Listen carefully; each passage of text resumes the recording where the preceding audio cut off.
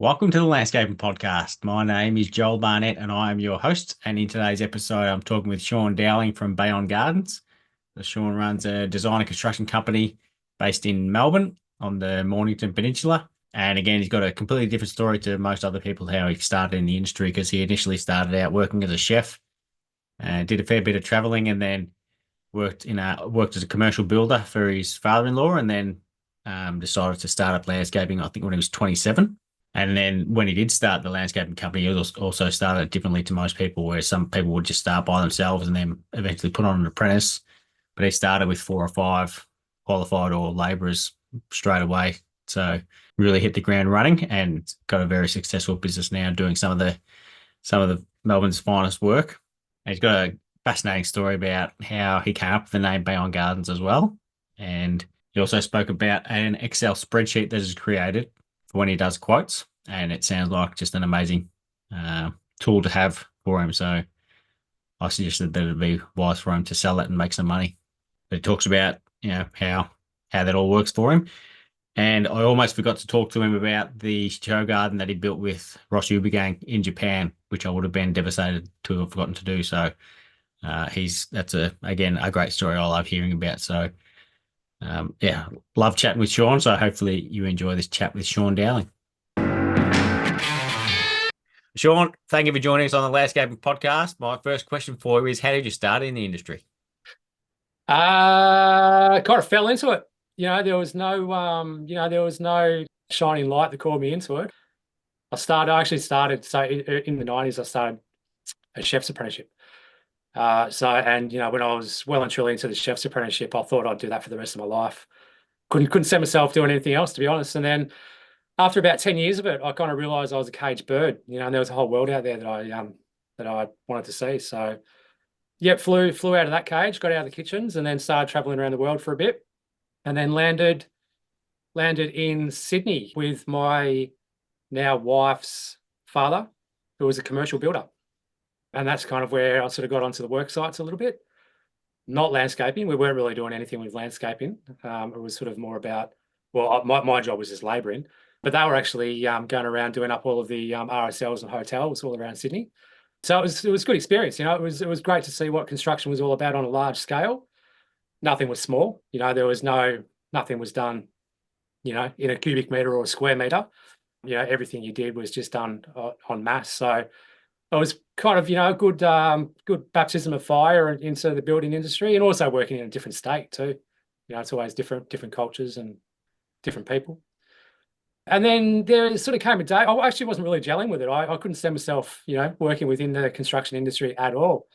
And we're on this one project, and all of a sudden we're doing the externals of the hotel. So we're doing car parks and gardens and water features and lights and plantings and the whole thing. And that was kind of where I got a bit of a spark. I was like, there's something in this. It's not just I'm not just sort of doing stud walls and plaster ceilings. It was to be honest, their work was a lot more than that. It was a lot nicer than that. But it seemed to be, when you don't know, when you're not familiar with the site, it just seemed like it was the same thing, day in, day out. But yeah, once we got out into the car parks and we we're doing, the gardens and all the surrounds, that's when I kind of went, this is kind of really cool. There's something in it. And then moved back to Melbourne. So once I moved back to Melbourne, a friend of mine was sort of doing odds and ends landscaping. And I wasn't sure if I was completely out of the kitchen at that point. But my friend reached out and just said, look, if you haven't completely decided where you're at or what you're doing, just jump on with me, do some labouring, landscaping, and get your feet and find out what you want to do. And it really just kind of snowballed from there. Like the more I did it, the more I just sort of grew a passion for it. And obviously the more I did it, the more I saw. And then there was one job in particular that I was doing with him. It was the first job that I'd done with him that was off a set of plans, because up until then it was very much kind of, a bit of paving here or a driveway there or garden beds. And then we spent, the best part of 3 months building this, whole landscape off a proper, set of documents. And I watched this thing come out of the ground. And I was just like, this is it. This is fantastic. I was already stoked just to have these plans in my hand, looking at the plans, going, the excitement levels were there on paper. So then to spend, the next, 3 months watching it, come out of the ground and then just stand back and look at it, I was like, yeah, this is something I can spend my days doing, quite happily. Can you remember who Uh, designed it? no, I don't. And at that point, I had, this is early 2000s, so I had no idea, about the industry and who was in it. But having said that, it was that job that made me kind of start looking around, because I'm like, I want to do this. I want to take it serious, but if I'm really going to take this serious, I need to just join a team that does this on repeat. Just is always doing top end jobs, or more to the point, full projects. And then so that's when I started researching. I was like, who's in Melbourne? Who's in Melbourne? I knew of a company in Sydney, and I was pretty quick to think about that company.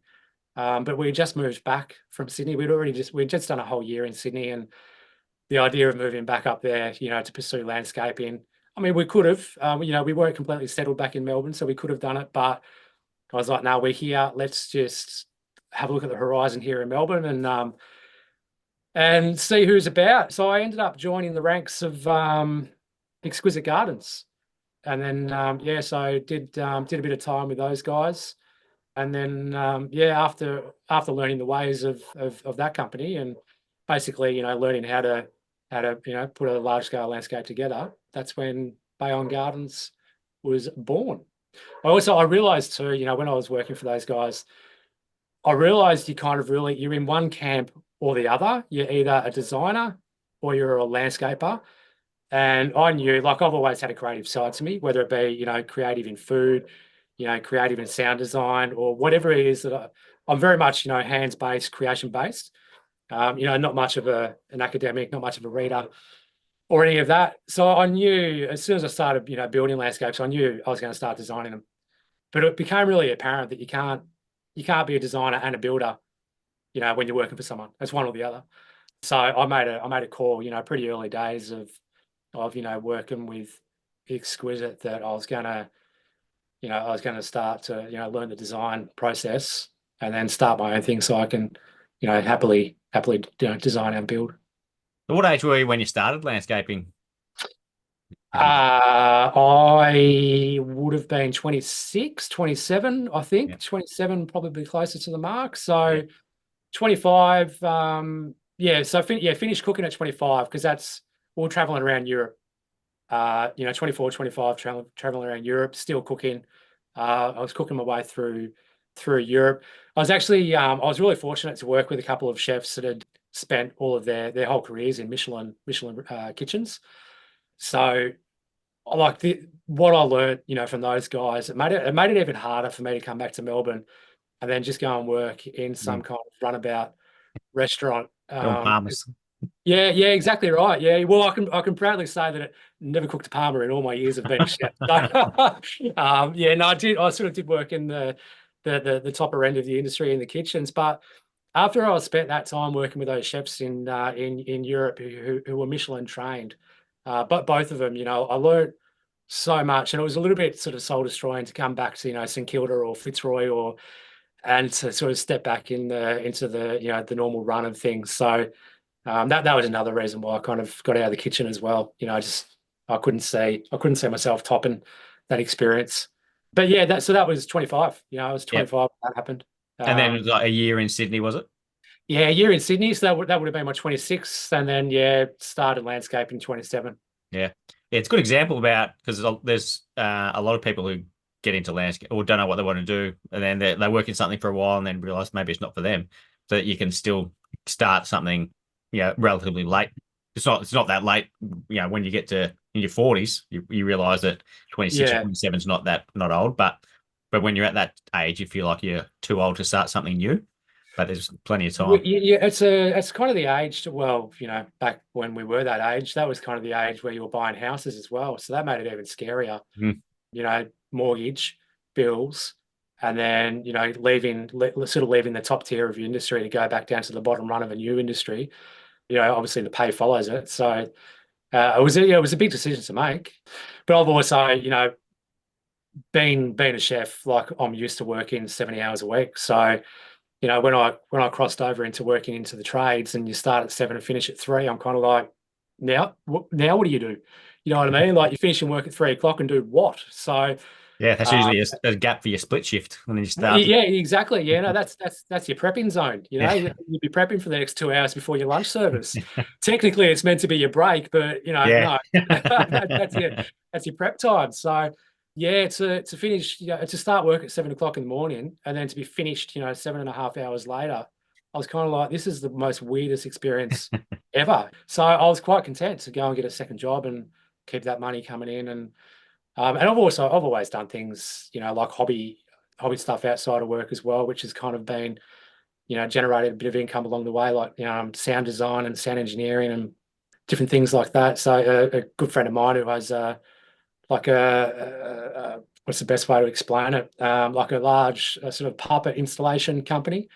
So there was a few years there where I was designing sound effects and doing, music scores for their theatre shows and things like that. So that stuff's always been bubbling in the background as well, which has been like a hobby source of income. But that stuff kind of helped, that bridged the gap a little bit. There was a point where, Bayon started taking off and it was like, okay, there's no hobbies, there's no secondary income, like it's all things Bayon. I think we're in about year 3 when even Emily joined in full time as well. At that point, she was quite busy, working a handful of jobs in the health sector. But then yeah, by year 3, Bayon just really took off, and it was just all hands on deck. And do you put any sound systems in your clients' gardens at all? Because we've worked on a few No, jobs where the Sparkies have been doing that. They run subwoofers and all stuff in the garden. yeah, no, I didn't. I had this idea years and years ago. I had this idea of kind of creating this whole soundscape thing going on. But the technology is really expensive and it changes every 6 weeks. Yeah. And I first started mucking around with sound equipment in the 90s, two turntables and a mixer, and then synthesizers. So I saw how quickly music technology evolved. And truth be told, by the time you design a job, get all your permits, install it, and then it settles in, the technology's it's done, Yeah. and we're already there, like if 2 years ago, if I had have installed a full sound system in the garden, it would have all been hardwired now to a Wi-Fi. And the Wi-Fi barely drops out now as well because, there's obviously the signal boosters are much stronger now as well. So but no, I haven't done it. Look, that's another layer of headaches that I don't want to deal with as well. It's hard enough just trying to pull the landscapes together without adding all those bells and whistles to it. Yeah. Yeah, Um, and it's no coincidence that the two jobs that we've had it on are the two most expensive jobs I've done as well. Like, and yeah, I had nothing to do with yeah, the sound or anything, but that's where they went in. So it's yeah. expensive stuff. I know one of the seasons of the block that we did was with Ronnie and Georgia, and we did put some speakers in their yard because there was one of the reps. He was pretty keen to get his products in there. So yeah, we put a couple, along the garden bed, next to the pool behind the brick wall. And I've got to say, when he fired that speaker up, I did not expect the quality of sound to come out of that thing. And I unfortunately I don't remember what the brand was. It was one of those when you know personally what it's like when you're on the set of that show. Like there's a lot going on. You don't remember everything that happens, but yeah, when he fired that thing up, like, and my ears are trained to quality sound systems. And when he fired that thing up, I was like, holy shit, that's system, Yeah. and this thing was buried in the garden. Yeah. I was actually really impressed with that. Yeah. Especially being outside as well is usually like you'll lose a bit if you're outside potentially, but Yeah, yeah. yeah. I think the most I played with sound in the landscape is running water. You Yeah. can't replace it, can't beat it. And fact is, most people are walking around with little JBLs now anyway. We do it here. That's so Uh, easy. at my own place, I had the opportunity to put in, one of the best systems you could imagine. And I was just like, there's no point. Because Yeah. the fact of the matter is, like, the JBL is just going to get carried around and, like, we're just going to use the JBL. Mhm. Yeah. And if something goes wrong with it because it's technology, so something does, then you've got this system built in that, Yeah. you'll end Yeah. up getting out your JBL anyway. Yep. Yep. Too true. So how long did you work at Exquisite Gardens before going out on your? I think it was about 2 years, roughly 2 years. It was a busy 2 years. That just they were doing some reasonable sized projects when I was there. There was a couple of. I'm pretty sure one of those jobs ran for the whole 2 years. I wasn't on that one the whole time, but yeah, it was out in Gisborne. And just speaking of cold mornings, like today here in Mount Eliza was -1, but I remember turning up out in Gisborne, at 7 o'clock in the morning, and it would have been -6 out there. They were fresh mornings, fresh mornings. But yeah, it would have been roughly 2 years, perfect amount of time to learn the industry. I think it helped too, going working in such an established business like that at that time, at the age I was. Like, I didn't get bogged down with all the antics of the young 20-year-olds trying to prove themselves and trying to climb the ladder. I just kind of, took a step to the side and just did the job and just, learned everything I had to learn. Didn't get caught up in any of the young fellas trying to outdo each other or do the one-upmans and who's trying to be the boss of who. And there was, I'd been there, done it. So I was kind of graced with the age of the experience of age at that point, so I could just focus on learning the trade. Yep. And then just kind of catapulting out of there. And I've found over the years there's a lot of chefs who apply for jobs who have been a chef for 8 to 10 years and then looking to get out of it. Have you find that much as well? Through COVID, yeah, through COVID, I think I had about 20 chefs apply for jobs, because there was no kitchens in operation. No, look, there's not really, not necessarily directly, with us, but every time I go to like an industry gathering, I find someone that has come from the hospitality side of things. So whether that be, whether that be a barista, whether that be a chef, bartender, front of house, some form of hospitality. Really surprised how many people within our industry have come from that. I say I'm surprised. I'm not surprised that people from our industry go into the gardens because, well, I say our industry, my old industry, because Yeah. hospitality is it's so confined. Whether you're in the kitchen or whether you're front of house, you are so confined to your space and for long hours. So, the complete opposite to that is to go and work outside in the garden. So it doesn't surprise me that there are a lot of ex-hospitality people, in the landscape industry. But I still do, like every time I run into someone that goes, "Oh yeah, I was also from hospitality," I'm just like, it does kind of surprise me. Another one. It's like, is there anyone in this industry that doesn't come from either another industry or the hospitality industry? Well, I worked at Smorgies before I started, so I'm also There you go. You're in it. certificate. I got certificate 2 or 3 in hospitality. Yeah. Okay. So, You're in the club. Yeah. exactly. Yeah, Good old Smorgies. Is that that's still it. about? Not that I know of. No, that it was. Yeah, Salty the Seal is definitely gone now. So, Yeah. because each one of them had their own sort of, what are they called? No, I can't think of the word, but they had their own person who was sort of running the show, their character. Licensee.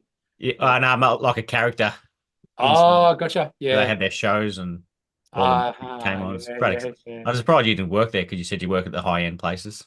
Yeah. No, they wouldn't have me. That's it. Yeah. No, I was Uh, underqualified. so after leaving Exquisite, how did you know that you were going to have enough work to go out on your own? Like, how did you start building that up?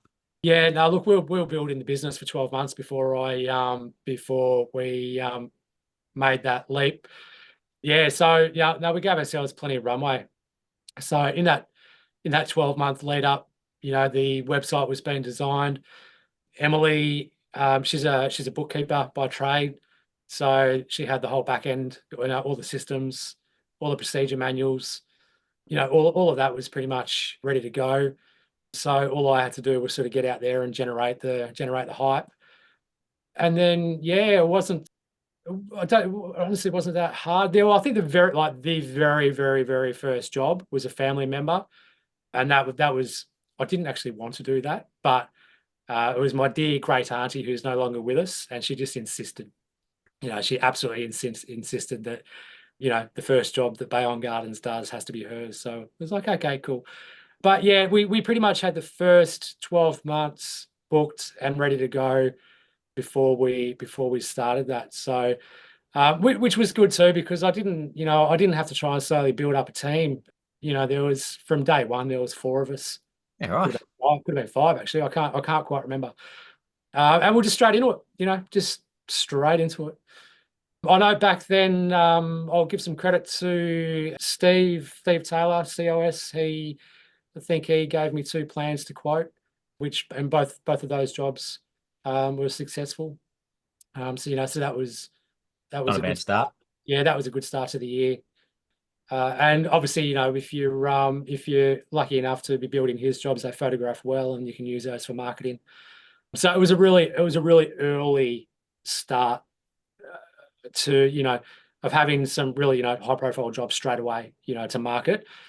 So I kind of had the luxury of kind of skipping this whole process of building up. But I also said that before we made this decision to start the business, I said to Emily, I'm like, I don't want to kind of kick dirt for 5 years and then slowly build something up.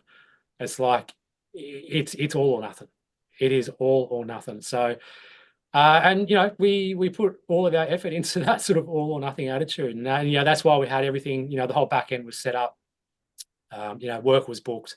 The team had been collected, and then it was go. And it hasn't stopped. Hasn't stopped.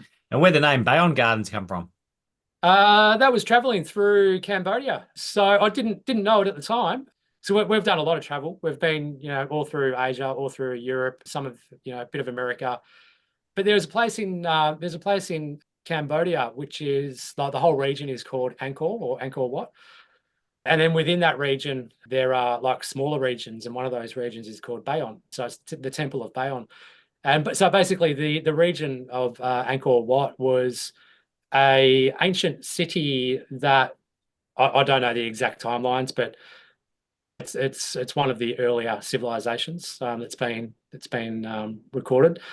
But it was kind of lost. It was a lost city. So the jungle had grown over the city, and it wasn't necessarily rediscovered by, say, European not travelers who Settlement? are the guys that go out and discover cities, archaeologists. Oh, So European archaeologists, they discovered what they thought was just like a small temple in the 1950s, and then as they started clearing, they realized that they have just found an empire that actually stemmed over most of Asia, almost 3,000 years ago.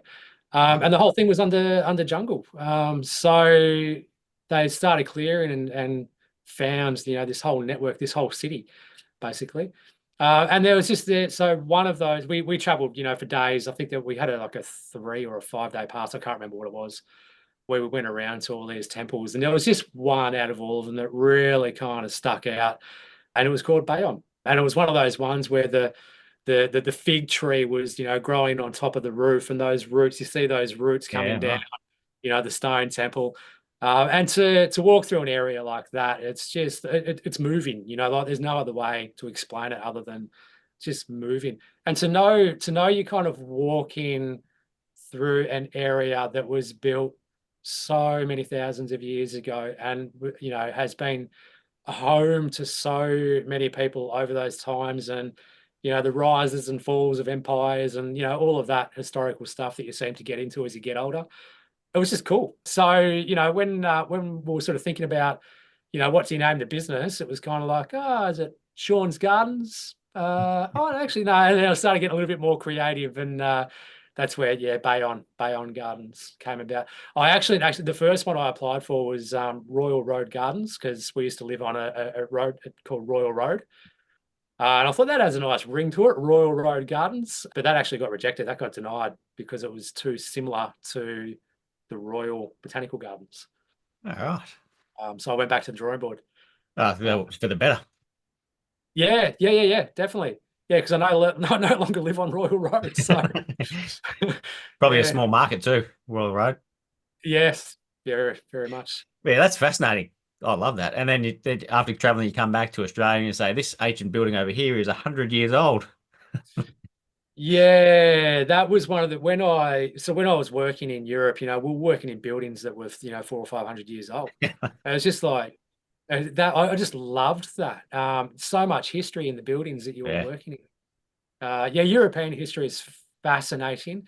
What I'd learned though, there's a clear difference between our history and their history. Like their history, European history is very much it's buildings and structures and architecture. Australian history is very much natural. It's rocks, rivers, cliffs. The ancient people of the land.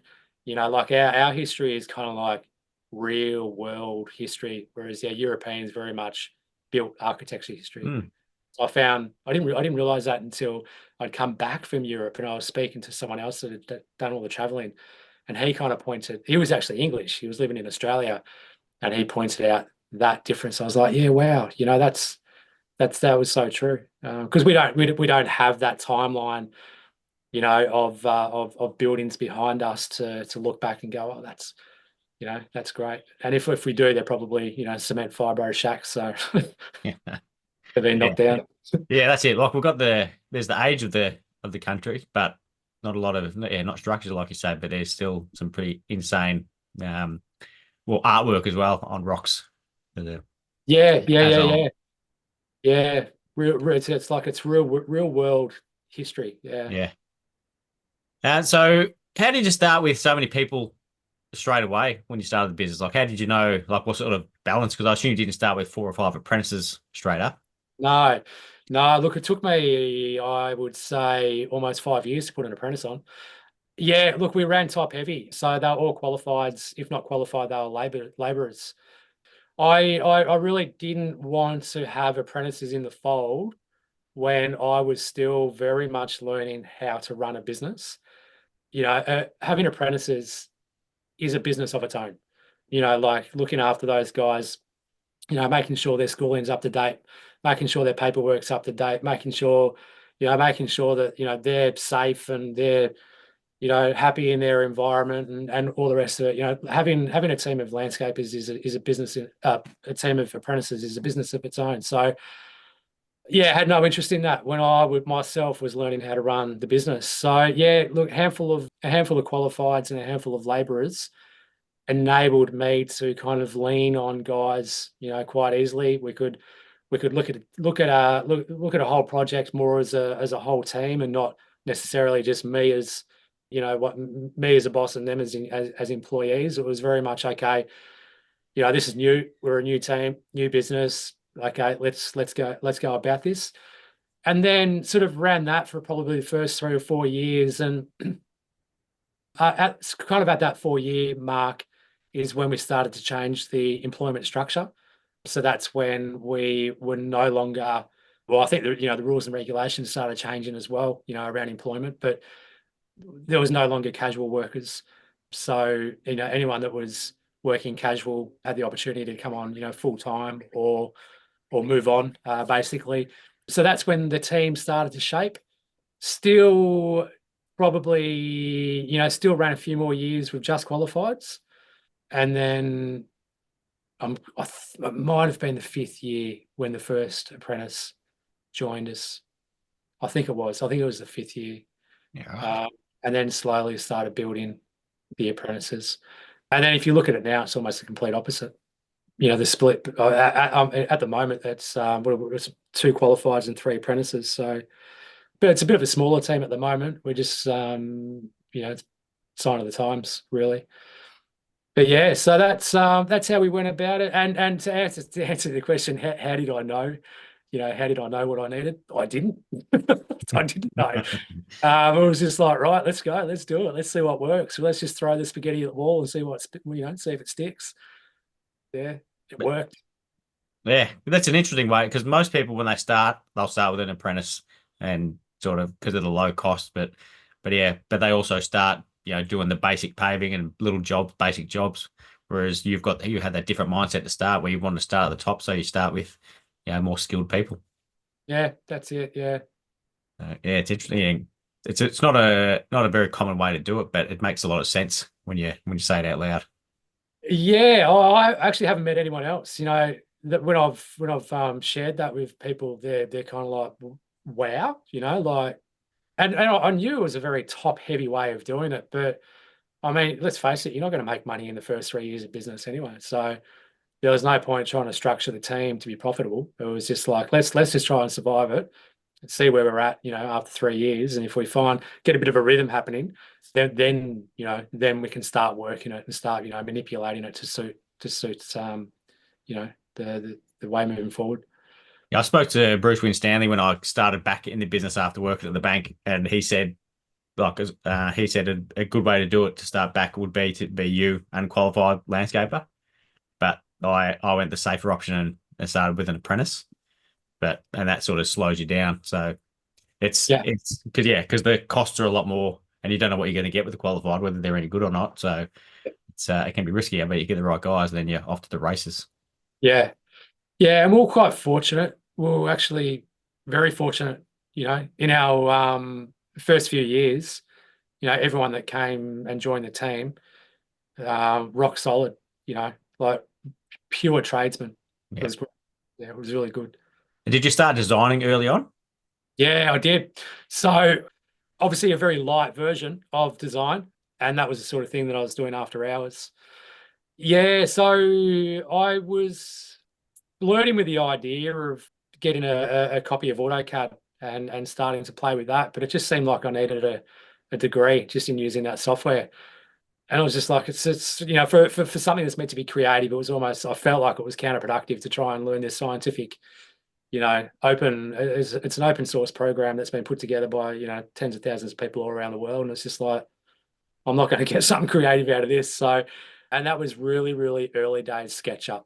Like SketchUp was this free program that was owned by Google that you could download, and it was Emily that found it. I was sitting at the desk, quoting away, and Emily walks over with her computer and she's like, "Have a look at this." So I downloaded it onto the computer, and then I would say within 20 minutes of me downloading SketchUp onto my computer, I'd modeled up the room that I was sitting in. And I was just like, whoa, okay, this is powerful. So obviously it didn't look great because, really early days SketchUp wasn't what it was about, not what it is today.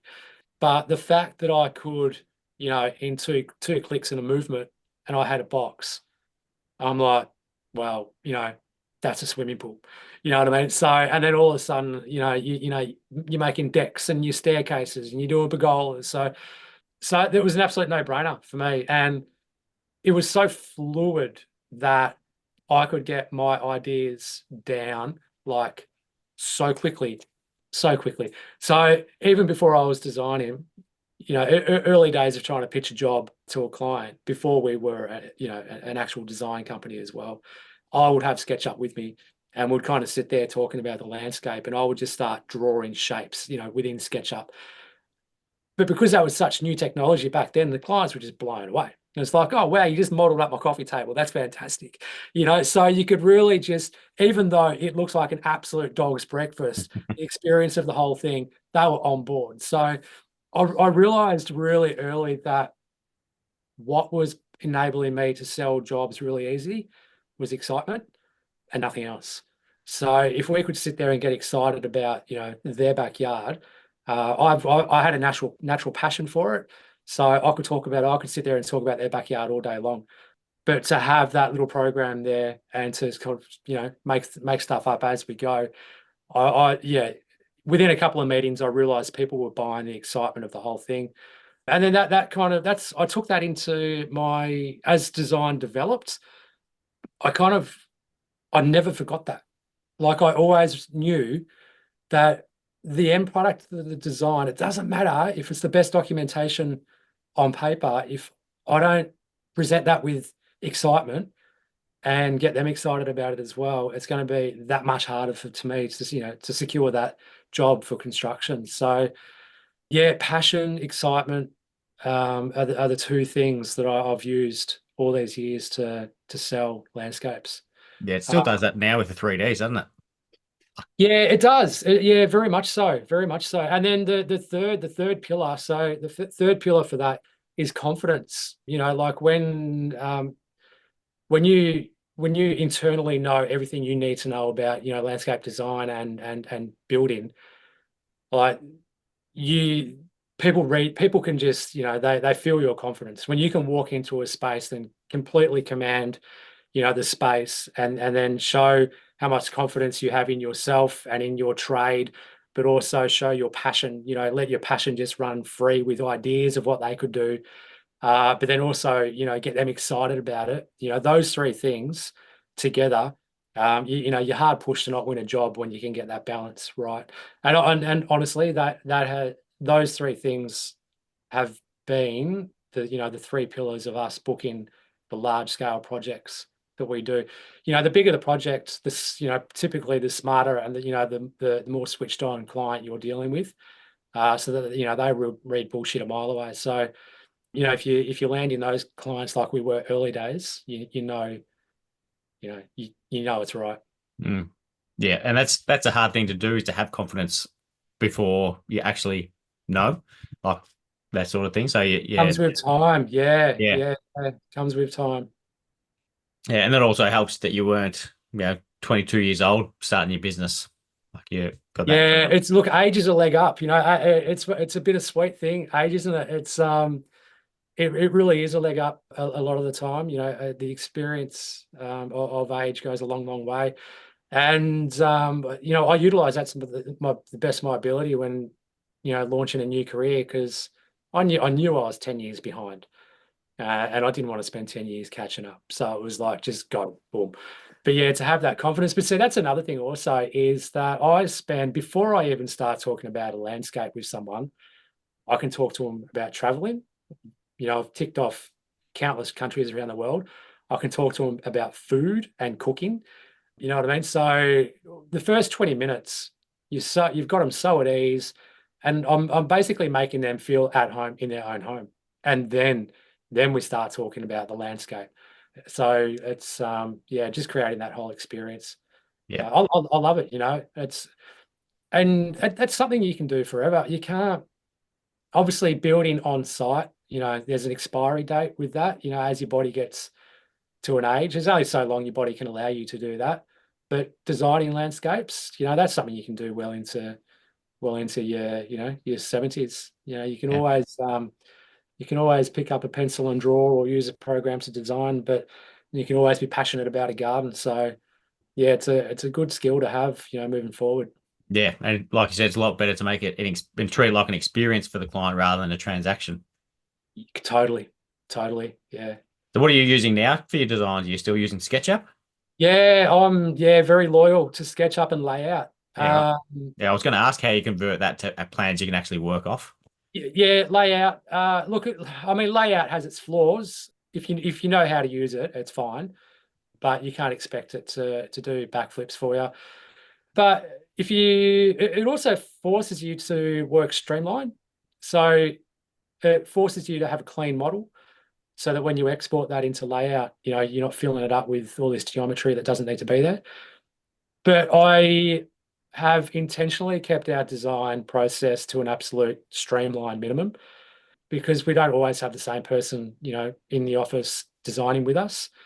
We've been graced with, four very good people over the years, helping us with design, and just having, one modeling program and one presentation program has kind of really just streamlined that, which means, our design procedure manuals don't change. The most that would change to our procedures would be if there's a new plugin for SketchUp. We might watch a couple of YouTube videos to get the hang of it, and generally they're pretty intuitive anyway. So yeah, I've actually always steered away from, importing things into Photoshop to do more rendering, or using a whole nother rendering software. If it doesn't plug into SketchUp, I'm not interested. And same with renders as well. I mean, there's renders out there at the moment where sometimes I've got to look, it's like, is that a render? Like, Yeah, it's really getting to the point now where you've actually got to look for shadows to see if it's a render or not, which is great. It's fantastic. That's not my style of design. We're very much, I would prefer to put all that energy into building the landscape and making the thing look real in that manner, because that's my skill set. So we don't really try to do that with renders in landscape design. We will we'll do, call it a 2-minute render. I know some renders might take hours to render down, but if it ain't going to render in 2 minutes, I'm not interested. But again, I can, if I'm with a client and I've got a 2-minute render versus a render that took 3 hours to come down, doesn't matter, because it's my excitement and confidence and everything about the way I'm presenting those two images that they're buying. So yeah, I just like to keep it simple, keep it streamlined. Yeah, because a lot of the times they don't need it to be photorealistic. They just need, because some people can't look at a 2D plan and visualize it. So just something super basic is all they need to then realize how it's all going to look. You don't need Yeah, it to look like it's a photo of the finished result. yeah. I reckon it was only 3 years ago that I actually added color to my plans. Yeah, I was going black and white up until maybe 4 years ago. I was doing some work with an architect and a building architect, and he's like, why is there no color in your plans? And I was like, well, it's easier. I believe it's easier to translate on paper. And he's like, and he kind of just went, yeah. And he just got me thinking. I was kind of like, so from that point onwards, I was like, no, okay, let's make it colorful. So that's when I started putting. I think what kind of scarred me a little bit is I'd seen landscape designs with color, but it was just like flat. Lawn is green, Yeah, garden bed brown. It was kind of yeah, like, well, that's underwhelming. So I think that might have put me off. But we put a bit of effort into textures. There was a few moments there where we had a couple of quiet days. So those quiet days were like, let's create textures. So now it's not just color in our designs. Things actually texturize. So we've got our stone walls. We've got our lawns. We've got our pebbles. We've got our aggregates. So it's not that we've just colored our plans. We've actually properly raster texturized them. And then shadows. We've started. Once you start that, you sort of keep going and going and going. So, it's, for the most part, we won't have shadows, but sometimes when you're doing your elevations, you get those shadows right, and it just looks yeah. fantastic. So, yeah, shadows will sneak in there from time to time. So what sort of balance are you spending on working on site compared to doing designs at the moment? So I have a superstar design assistant, Nadia, working with us. She definitely takes the load mostly for design and does an absolute stellar job of it. So I will spend, we'll generally go out and do a site measure together. So that's, anywhere from 4 hours, usually a 4 hour site visit together. So we will spend that time obviously measuring up the site. Even if we've got house plans, we still go out and do our check measures. We'll talk about the ideas, because I've already spoken with the client a handful of times before, where myself and Nadia are having that meeting on site. So I'll talk her through all the conversations I've had with the clients and things that they want and my ideas, of how I can see it unfolding. Nadia will then, she'll sort of do all the input and model up the house and get the lay of the land happening in SketchUp. And then we might spend another couple of hours together just going over placement of pools and, decks, and just going through all the regulations, making sure we're ticking off, what we can and can't do on that site, on the boundaries or on the easements, and, just making sure that we've got all that highlighted. And then we would sort of bounce back and forth. I couldn't tell you exactly how many hours per design that I've got my hands on them, but we are constantly bouncing back and forward. Mostly these days, honestly, most of my time is on site, and that's a conscious decision. For a long time, I was not on site. I had a much larger team, and we also had a lot of guys with us that had been with us for a long time. So, between three of them alone, there were years of Bayon experience.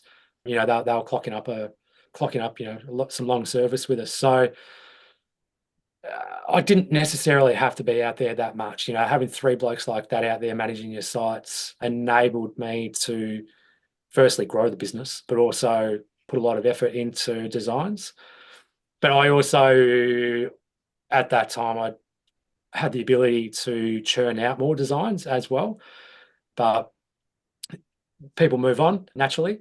So it's kind of it's a bit of a rebuild, a bit of a team rebuild at the moment. So getting the new talent, nurturing the new talent back up to be the new breed of long stayers. So I'm really putting all of my effort into training up the new boys. I say new, most of them aren't new, but when you've had blokes around for 10 so years, anyone that's under that is kind of new. Yeah, so they look at to divide it up into how many hours I'm in the office and on site. I wouldn't know. I don't know exactly. A lot of it is definitely on site. Yeah, just delay the quotes as much as possible. I quite often, quoting's one of those things. It's you start quoting and then you look out, my window. I've got a window here that has a very nice view. And as soon as I start quoting and I kind of look off out to the window and it's blue skies, and I'm like, oh, I think I might go and do something over here, So, and then I'll just wander off. Quoting is one of those things. It's hard to pin me down for more than a couple of hours to get a quote done. So they're usually like last minute. Yeah, I find it's good to give the client a deadline. That's what makes me get it done. I'll Yeah, yeah, whatever that deadline is, I'll be getting it done the night before I said I would get it done. Like when I did yeah. home at school. Just I'm quite fortunate in the way that most of my quotes are off our own designs. So I've got all the quantities. And that's the great thing with SketchUp as well. You click a surface, it tells you got 49.83 square meters of paving. Bang, done. So it's really easy for me, and quick, I should say. It's quick and easy for me to cost large projects because it's all there. Click on my services, get all my quantities. I put years ago, and this is ever evolving because prices are always changing. But years ago, I put together an Excel spreadsheet that calculates.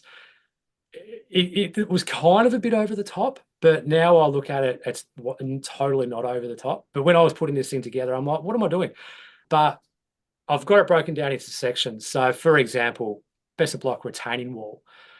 I've got this thing calculated. So in 1 square, I will put in 50 square meters. It will then it will go through. It's like you're at the airport and all, departure and arrival times are all flipping.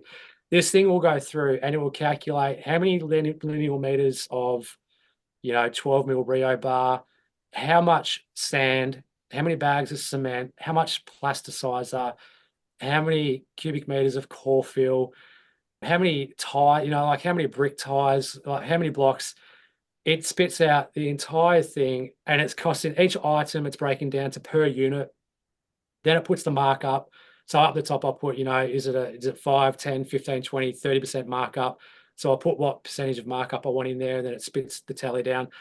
And then I just put, an anticipated labor, next to that. So I spent so long building this Excel spreadsheet that I can literally now quote an $800,000 landscape on an A4 piece of paper because I know, like, my brain is operating like that Excel spreadsheet would.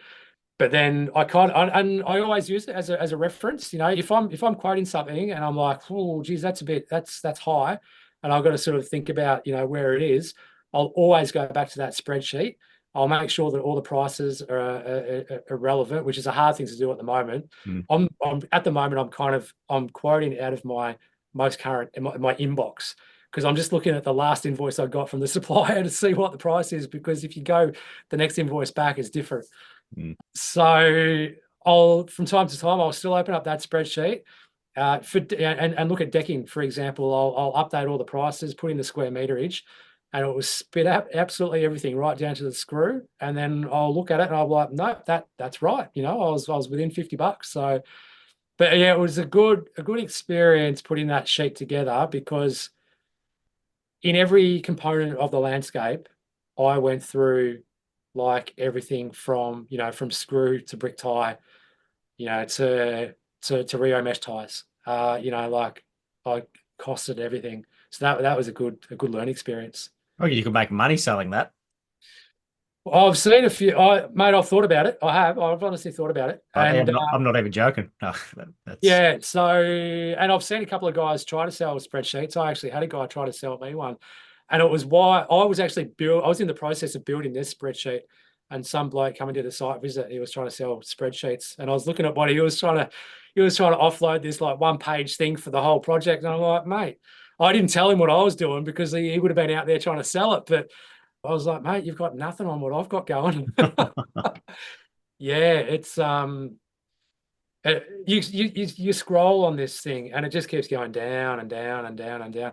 Like I've even got right up the top, I've got like the project values. So every time you enter something down the bottom, you've always got this stabilized bar up the top that shows you your cost sales, your margins, where your profit is, where where you're losing money. It shows it all. Yeah, it was a good experience putting that together. Yeah, sounds phenomenal. Because that's how like most people start quoting it this when they start. Is working all those small things out, and then the more experience you get, you sort of get an idea on how kind of fudge things a bit. But yeah, that's a phenomenal, sounds like a phenomenal spreadsheet. So what was your time on the block like? Because you've been on there a couple of times. It's quite an interesting experience for most people.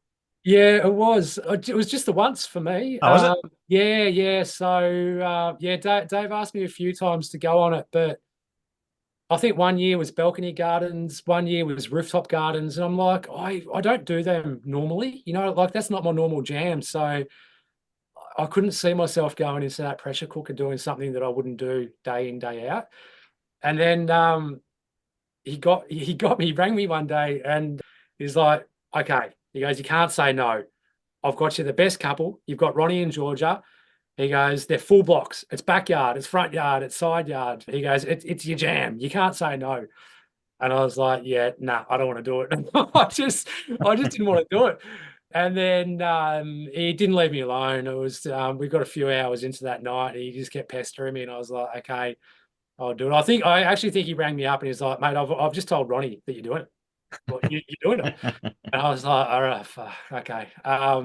So yeah, I called Ronnie that night, Ronnie and Georgia, and just had a bit of a chat with them, and classic block style, and also classic block, Ronnie and Georgia. It was probably 10:30 at night, and I was talking to them, and they're like, "Cool, so yeah, we'll see you on site tomorrow morning about 7 o'clock. We'll have a quick meeting." I was like, "Nah, nah, nah, nah, nah. I'll be down there. I'll give you a day. It'll probably be a week before I can get there. It ain't rolling like this." So I kind of made them just sweat on it for a week. Like I was not going to be at the beck and call of their chaos. Like it was not going to roll like that. So yeah, made them kind of sweat bullets for a week, and then I sort of slowly went in and slowly, because I knew once I gave them my time, I knew it was going to be a vacuum. Yeah. So yeah, it was a good experience. Same thing every year though, heroes and villains. The landscapers come in for the last 5 minutes of it. So we're the villains, we're the ones that are creating all the headaches and, causing all the havoc. Knew full well that that's the template of the show, knew full well that that's what we're walking into. And I knew full well that Ronnie's an absolute shit stirrer. And by the time I got there, he had everyone stirred up into an absolute fizz. So, they're where the cameras weren't hanging around our space because they're just waiting for Ronnie to be Ronnie. So yeah, it was a pressure environment. It was good though. It was good. I remember Foreman Dan at one point, he sort of walks after. I think myself and Keith had just had a bit of a dust up on camera, and Foreman Dan comes over and he's like, "So how's your experience so far?" And I'm like, "It's actually okay. I'm kind of getting into this." And he's like, "What's wrong with you?" What's wrong with you? I'm like, "No, I'm actually getting into this," but wouldn't go back. I wouldn't go back. Actually, the one they're doing at the moment down in Phillip Island, one of the contestants did ring. And he's like, "Oh, would you like to come down and have a look at ours?" And I was just like, "Nah, sorry. Good luck." It was very, very much a one-off experience for Yeah. myself. Well, it was a beautiful garden that you did the backyard. I loved it. Yeah, look, it was I like to think it was a proper installation. Yeah. It was not a show garden. You didn't have to go back and fix it the next day. Like it was, within that 7-day period or 6 days, whatever it was a full-fledged proper installation that you push a warranty on. And I was kind of proud of that, to be able to put together And not a show garden, not something that just looks good for the camera. Yep. It was, it was proper functional. It was built to spec, and to do that in the 6 days, it was pretty cool. Obviously, many hands make light work, but actually, what I didn't realize, I thought we'll just be, or myself personally, I thought I'd just be another face in the crowd. I didn't realize that like the entire Ronnie, Georgia, plus the carpentry team were all going to be leaning on us, through that entire week for the arrangement of all the materials and all of the deliveries and what goes where. And like, I didn't know anything about it, So by the end of day one, I kind of went, "Oof, okay, this is we're on here, this is great." So yeah, what's the expression? Baptism of fire. Yeah. Comes thick, comes fast. Hmm. Have you ever done anything at the garden show before? Only the welcome garden. So I helped Phil Withers build his welcome garden, which was a really nice installation actually. So that was the year that it was just these mammoth bluestone, big sawn bluestone blocks. Yeah, that was the first year they did it. It was too. Yeah, yeah, yeah. That was great. That was a great experience. Did we do? I feel like I did something else. I can't think what it was. Oh no. Oh, we'll get to this one in a second. Yeah, there has been another show garden. Yeah, so yeah, Phil. Yeah, working with Phil, bringing that. So there was quite a few of us that worked on that garden, Yep. and I can't forgive me, but I can't remember the names of the other. It was CLS, part of it. Yes, they were CLS, And Intrinsic. yep. CLS, And Intrinsic. us. You guys were there as well. Yes. Yep. What was the what was Josh. it? Josh. Tree. Yes. Yeah. Yes. Josh. That's right. Yeah, he was actually working with us most of the time. Yep. Yeah, yeah, yeah. He was a good guy. But yeah, that was a nice garden. Yeah. It was good fun. The other show garden that we did was with Ross Yu over in Japan.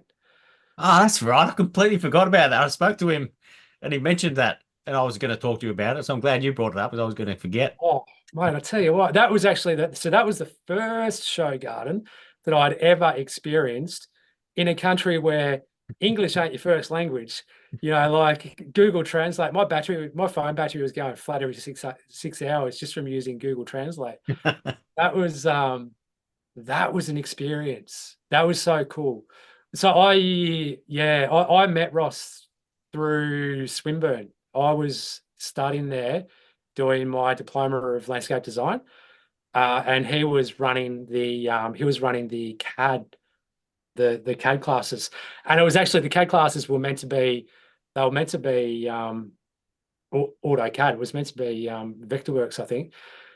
Right at the last minute, I'm like, can we just do SketchUp? SketchUp's just so much cooler, and everyone was kind of using it, and he's kind of like, yeah, like, okay, let's just do SketchUp. So we kind of like flipped the class at the last minute, and we were just sort of doing SketchUp instead. So that's how I met Ross, through that, and I think it was around that time he went over to Nepal. This was so inspirational. I couldn't believe what this bloke was doing.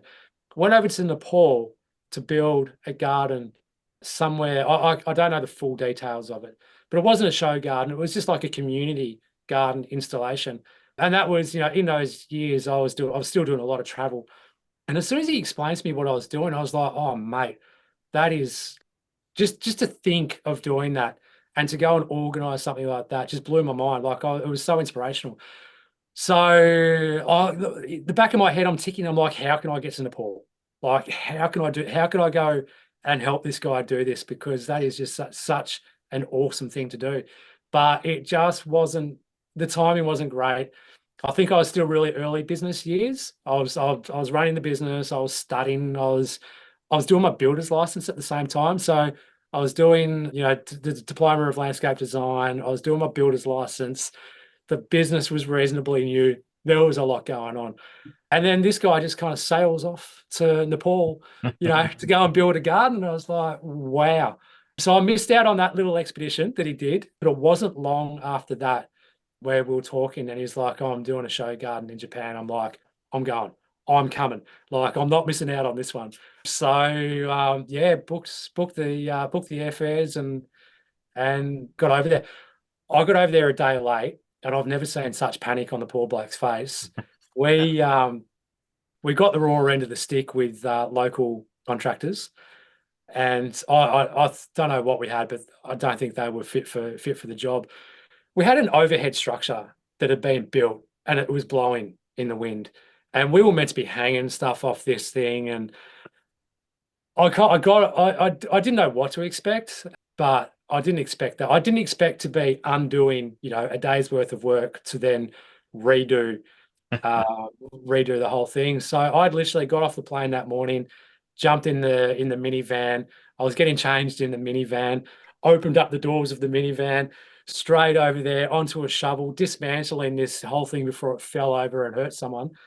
And then yeah, it was on for young and old. It was an absolute experience. Had no tools. We had to go shopping, driving around Japan looking for a hardware store. Learning that you couldn't buy the tools that you would usually use. So you had to improvise, on everything. It was great, an absolute fantastic experience. And in some whacked out adventure, it was like a replica of Holland or Yeah, he spoke about Amsterdam or something, with the same music on repeat. It was just like my brain was just going, my brain was fried by the end of it. that. It was just like the most surreal and bizarre adventure. And then it was one of those things like no one's ever heard of it. It's like, oh yeah, I was just over in Japan doing the gardening World Cup because it's got a Yeah. couple of different names. And everyone's like, the what? The gardening World Cup? What are you talking about? And I'm like, no, I promise. I was just there doing it. It's a real thing. And did you um, go to the dinner as well, or when they announced the oh award? yeah, well and truly. Could talk about Australians going crazy. Like everyone's sitting there being real polite, and we almost flipped the table. Like we were going, we were just like elbows deep in just getting this thing finished. So for the garden to win a silver medal was the furthest thing from our imaginations. Like that whole, gold medal, bronze thing never even entered our minds. It was just the experience of building the garden and everything that went with that. So to then go to the dinner, we were just at the dinner for dinner. Yeah. Like we had no other motivation to be there than to get a feed. And then all of a sudden we hear, Ross Yu get called out. We kind of looked at each other, slight split second. We're like, that was your, and then we realized what had just happened. And all of a sudden, like the chairs were getting flipped. Like Ross was almost up on the table. It was just like, who let the Aussies out of the cage? So, everyone else is doing like little polite, golf claps, and we've just gone absolutely feral. We're like, what's going on? Yeah, that was good fun. That was an experience, and it took a few days to settle in. It took 2 days. It was 2 days after that where I was in transit. I was back on the train and heading to an airport, and I was kind of sitting there, just thinking about what had just happened. I was like, I just flew to Japan, built a garden, and it won a silver. How cool is that? It was good, but I knew I was up against it when we had no local help. Like I was pulling some hours. Yeah. Ross was doing his thing. He had the whole organization thing going, so he was orchestrating the whole thing. Everything that he had to do. I was in there doing the bulk of the build, and then sort of towards the back end of it, we started getting other like more sort of skilled contractors come in because they were finishing off other gardens. Oh, yeah. And then they were jumping. They could see everyone was walking past us, just going, "You poor blokes!" Like they could see that we had no help. So we're getting a bit of charity help along the way, which was good. And we were working right next to us. There was another garden which was done by Paul Grant and his brother Mayhew, All right. which it was great to be next to another couple of Aussies. I hadn't met those boys before that, so it was the first time I'd met those boys, and yeah, it was great. They were good guys to spend the time with there as well. Yeah, Paul Grant, he looks at landscape design through a whole another set of lenses. Hmm. He's definitely got his own way going, that's for sure. Yeah, he does some really nice stuff. Yeah. Last question for you, Sean, is who do you think would be a good guest to have on the podcast? Well, I mean, you've already done 200 of them, so I mean, it's like, who am I gonna suggest that you haven't? All right, I'm gonna give two. All Yep. right, so the backup, one's a backup, just in case the first one has already been asked. Okay. I just mentioned his name right at the last minute there, Paul Grant. Yeah, I think I've messaged him, but he didn't get back to me. I spoke to him at one of the Mifcuses last year or the year before. So Yeah, all I'll, right. I'll try Well, him again. tell him I've dobbed him in. Tell him Okay. I've. I Yeah, yeah, will. yeah. He'll come on. He'll come on. He loves to chat, but Yeah. he'll be great. He'll be great because, as I said, he's got a different lens on things. So it'd be good to listen to him. And he's done his time in the show garden world too. You know, like he's well and truly established. Like he's gold. He's a gold medal gardener right there. So he'd be great to get on. If you can't get him, have you done, and forgive me for not knowing this, have you done in the opposite end of the spectrum? Have you had clients on? No, I haven't. Oh, I reckon that would be a good insight for us landscapers and designers to get a client on who had either a great experience or a shit one, and to tell us, what was it that made them choose a contractor? They don't have to talk about the contractor. What was it that made them choose that contractor? What was the things that went right? What were the things that went wrong? What did the contractor do to make them feel confident and comfortable? I reckon that would be super educational for Mm, all of us industry listeners. yeah, Get a bit of an insight to to how they think. I like that idea. Yeah. So there's two for you. Nice. Well, thank you so much for coming on. It's gone Mate, longer than most of them do. So that's a sign of a fun chat for me anyway. nice So one. thank you very much for coming on and sharing your story. No problems, mate.